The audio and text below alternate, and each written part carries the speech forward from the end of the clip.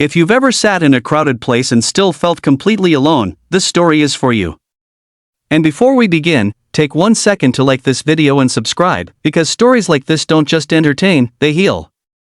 Red Heart.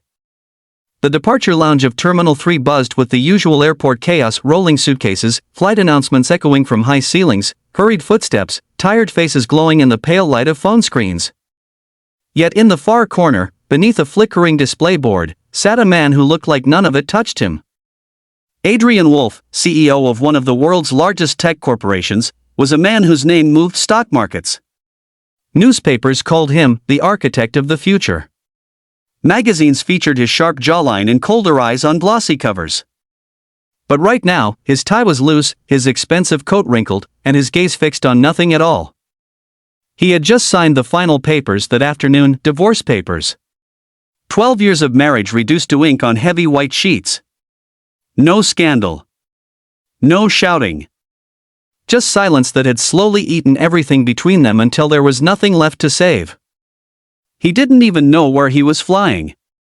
The ticket in his pocket was to Zurich, but it might as well have been to the moon. He only knew he couldn't go home.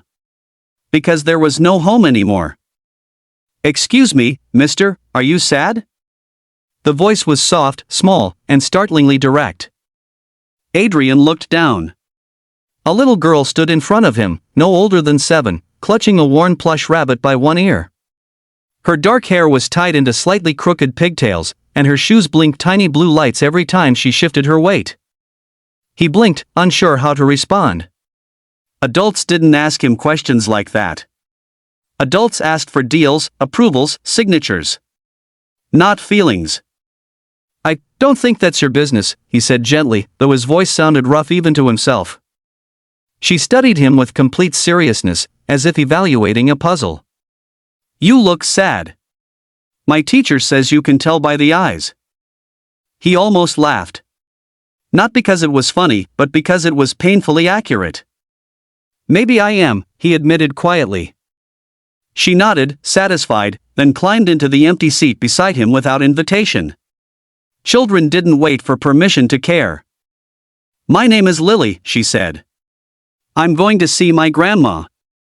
She makes pancakes shaped like animals." "That sounds important," Adrian replied. "It is," she said firmly. Then, after a pause, "Where will you go when you're sad?" The question hit him harder than any business crisis ever had. Where would he go? He had penthouses in 3 countries, private memberships to places most people couldn't even enter, a calendar filled years in advance. But not one place where he could fall apart without being seen as weak. "I don't know," he said honestly. Lily frowned, deeply concerned. "That's not good. Everyone needs a place." Before he could answer, a voice called from a few rows away, "Lily. Stay where I can see you." A tired-looking young woman, probably her mother, offered Adrian an apologetic smile. "I'm right here, Mama." Lily called back, then leaned closer to Adrian and whispered as if sharing a secret. "When I'm sad, I go to the closet." "The closet?" She nodded. "It smells like my mom's sweaters. And it's dark, so the sadness can't see me cry." Something inside Adrian cracked open. Not dramatically, not loudly, just a quiet fracture in the wall he had spent years building. "I used to go to the roof," he heard himself say. "Of your house?" "Of our first apartment," he corrected automatically, then paused. "Our." A word that now had nowhere to belong. It was small. Leaky. But you could see the whole city. "Why don't you go there now?" Because success had moved him into places with glass walls and security codes and neighbors he didn't know. Because the roof of that old building probably no longer existed. Because the person who used to sit beside him there was now a stranger. "I guess I forgot," he said. Lily considered this, hugging her rabbit tighter. "Grown-ups forget important things." He nodded. She was right. A long silence stretched between them, surprisingly comfortable. For the first time that day, Adrian wasn't replaying legal conversations or empty arguments in his head. He was just sitting. "Did someone hurt you?" she asked softly. The directness should have been intrusive. Instead, it felt like permission. "Yes." "Did you hurt them too?" He closed his eyes. "Yes." She sighed in the way only children can, as if accepting the tragic flaws of humanity. "That happens." "How do you know?" "My mom cries sometimes when she thinks I'm asleep. But in the morning she still makes my lunch and sings in the car. So I think hurting and loving can live in the same house." Adrian swallowed hard. Boarding for a nearby flight was announced, families gathering their things, lines forming. Lily's mother approached, touching her daughter's shoulder.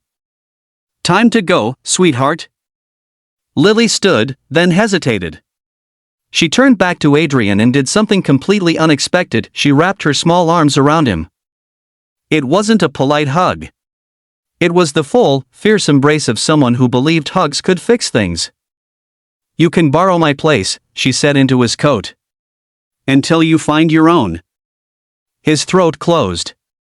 Carefully, awkwardly, he hugged her back. "Thank you," he whispered. She pulled away and placed her plush rabbit in his lap. "Mr. Buttons will keep you company. I have too. I can't take this." "You can. He's brave." Her mother looked surprised but didn't stop her, perhaps sensing something important was happening. Lily waved as she walked away, blinking shoes flashing like tiny stars. "Bye, sad mister. I hope you feel better."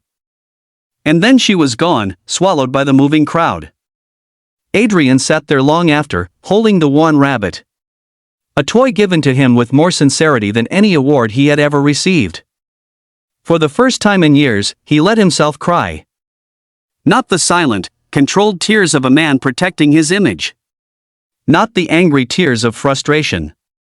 Just raw grief for the marriage he couldn't save, for the life that had grown hollow while he chased bigger goals, for the lonely boy he used to be before success convinced him he didn't need anyone. When he finally looked up, the departure board had changed. His Zurich flight was boarding. He didn't move. Instead, he pulled out his phone and did something shocking even to himself.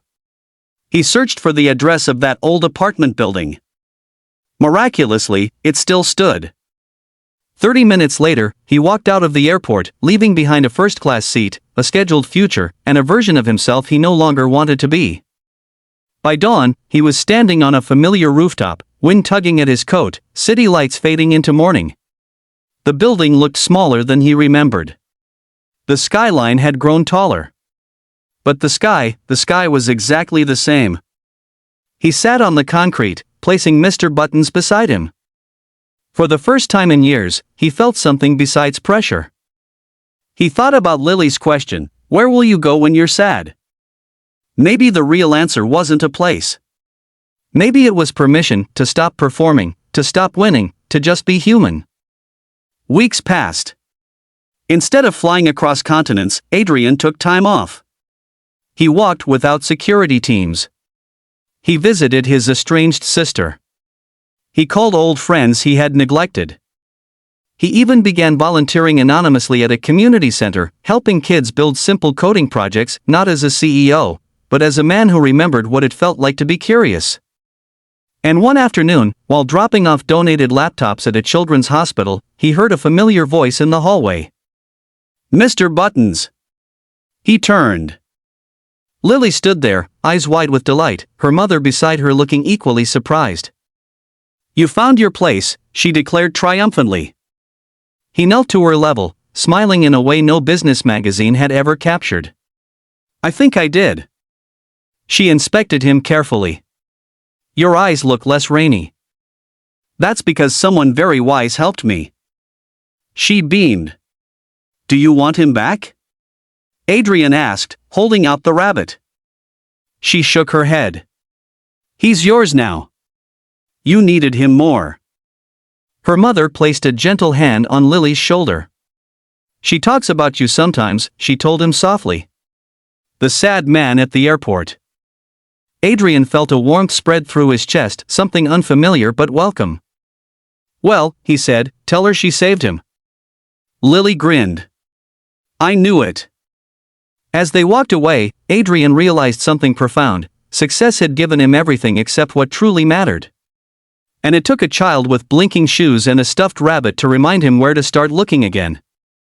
So if you're watching this and you're hurting, remember this: there is always a place for your sadness. Sometimes it's a room, sometimes a memory, sometimes another person. But you don't have to carry it alone. Broken heart, right arrow, red heart.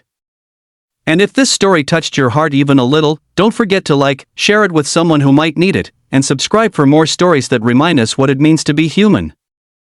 Because somewhere out there, someone is waiting for a reason to believe things can get better, just like Adrian did. Sparkles.